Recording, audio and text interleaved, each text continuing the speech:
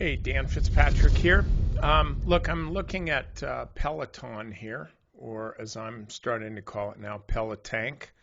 That's a Fitzpatrick original. You can use it if you want. This is totally Pelotank. Now, we've been talking to my members a while about this really kind of a textbook. Well, it's not a textbook. This is actually one that should be in the textbooks. Head and shoulders pattern. A head and shoulder pattern is a higher high, then a lower high, and it has to, that's really bad, then a lower high, and it has to be within an uptrend. I mean, you can look at any channeling stock, any stock that's trending sideways, and you're going to see this type of thing. The idea of a head and shoulder reversal pattern is there has to be something to reverse. So we know Peloton's been moving up here. But then the real trouble comes when, like, let's say, so this is support here. And then once Peloton breaks support, it's like, okay, well, where is it going to find the next level of support? That was here at $100. And so now you can draw the neckline, which is, okay, what was the low between this high and then the higher high? And it turns out it was right there, right around $100. And then once this high hit, then after the stock broke the trend line, how low did it go before it got a bounce? Okay, if the stock had just done this and then run higher, well, that would be known as a higher high and a higher low. But once the stock breaks down here, then how far down will it go before it bounces? Well, lo and behold, it bounced at $100 too. So we got a bounce here, we got a bounce here, and so what do? We draw a line in between the two, and that's your neckline. So we've got a left shoulder, a head, a right shoulder. Now we want to see whether this thing is going to continue lower. The measured move on this, because I've done it, it's like 70 to $75, which means that now once this is broken, if this is going to complete itself as somebody who's really dogmatic would say that it would, then it's going to fall clear down to $20, $25. Okay, that's silly. I don't think that's going to happen at all. But what we do see happening is this was a key trend line break. Tomorrow they report earnings.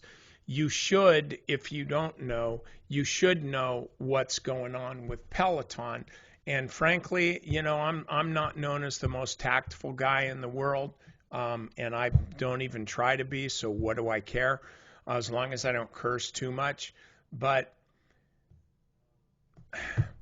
these people are absolutely idiots. They're just idiotic what they sold, and I'll say it too.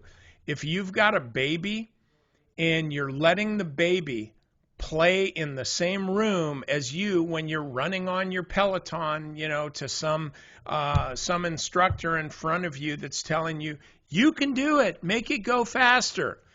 Okay, that ain't too smart, because the way this stupid thing was engineered, and imagine that, there's a roller that goes around. That's your hamster wheel. That's what you're doing, is running around on that.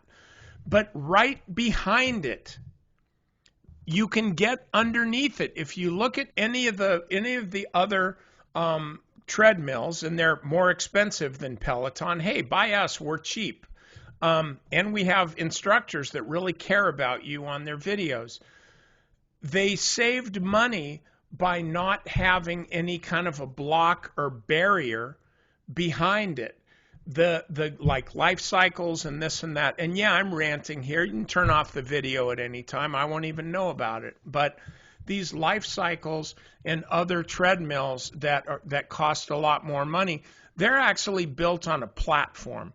And you can't get underneath the roller. It's a platform. Okay, it's not a couple of damn sticks. And so what's happened is these people are running around. I'm running right now. You can't see it, but I'm moving my arms looking like a fool. These people are running on their treadmill while, Sean or whoever it is tells them they can do it. Meanwhile, their kid's behind them playing with a toy.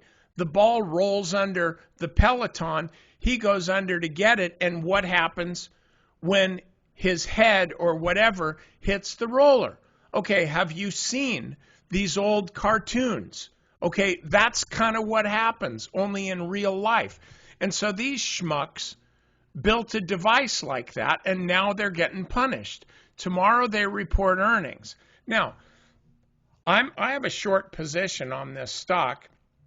I actually just took it today, but I'm not committed to it. I actually closed half of it today because I was up by 50%. Who's not going to do that? So, but I still have a short position on it, and this is my thesis. I don't see how this company can issue any kind of guidance other than, we got this big thing on our hands, and we're not really sure what we're going to do. Not really sure how this is going to play out. So we don't know what our liability is. We don't know what our earnings are going to be.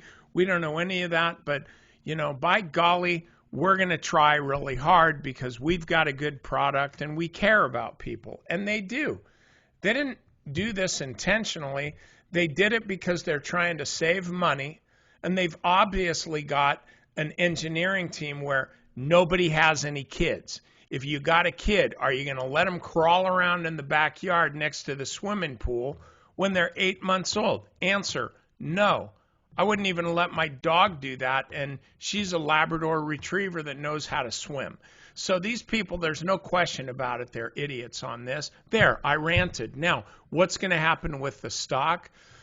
I believe that the stock is ultimately going lower. But I think it's really easy. It's a real easy trade to short this stock because it's so clear. It's so clearly going to $50.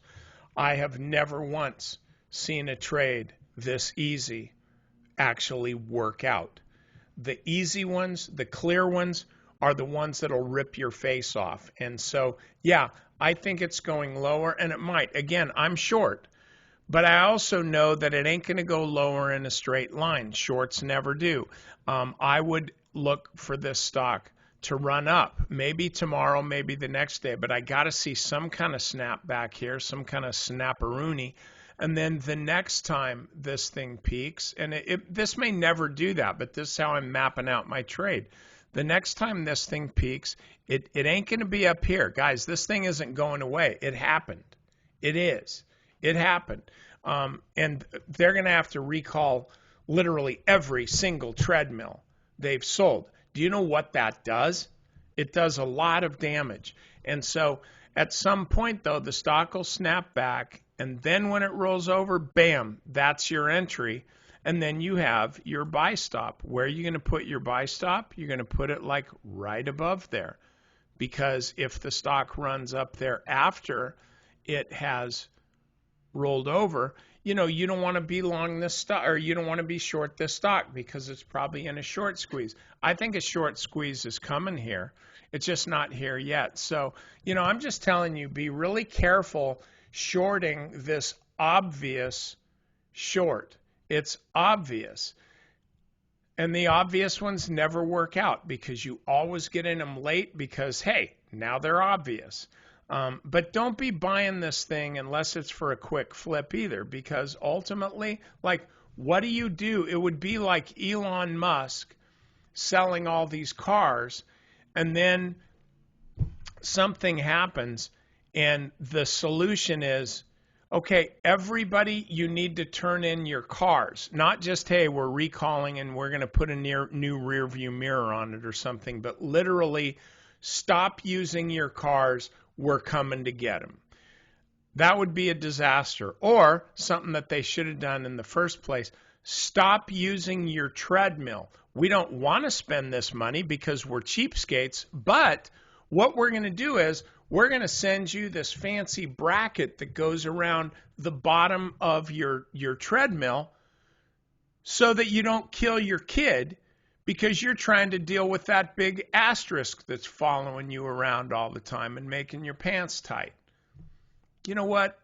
I'm out of here. That's all I got.